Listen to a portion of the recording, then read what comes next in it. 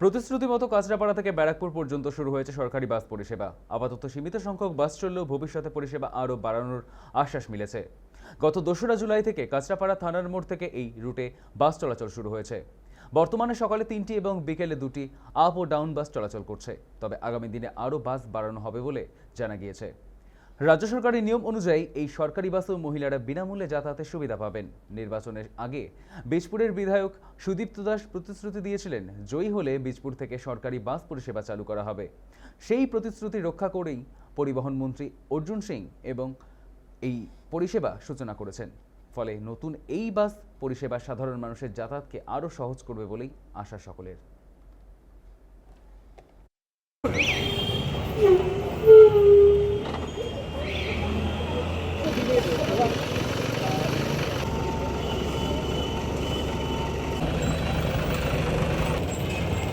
এখান থেকে সকালবেলা একটা 7টা আছে, 8:30 আছে, আর তারপরে 11টা, 12:30 দুপুরবেলা।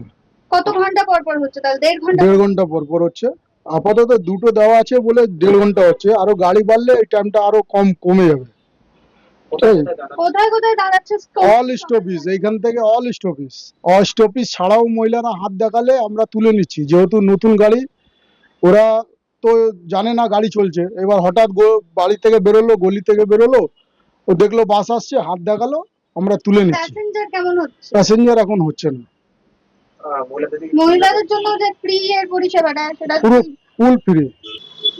যখন ইলেকশন চলছিল তখন আমাদের বিধায়ক, মানে এখনকার বিধায়ক, সে বলেছিলেন যে আমরা জেতার পর আমরা এই বাস পরিষেবা কাস্টমার দিকে নিয়ে ব্যারাকপুর চালাবো, যেটা আমাদের পরিবহন মন্ত্রী মাননীয় শ্রী অর্জুন সিংজি সেই চেষ্টাটা করে চালিয়ে দেখিয়ে দিল।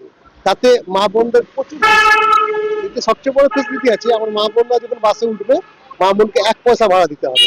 সে এখান থেকে ব্যারাকপুর অব্দি যাক, ব্যারাকপুর থেকে কাস্টমার আসুক, কোনো রকম কোনো ভাড়া দিতে হবে।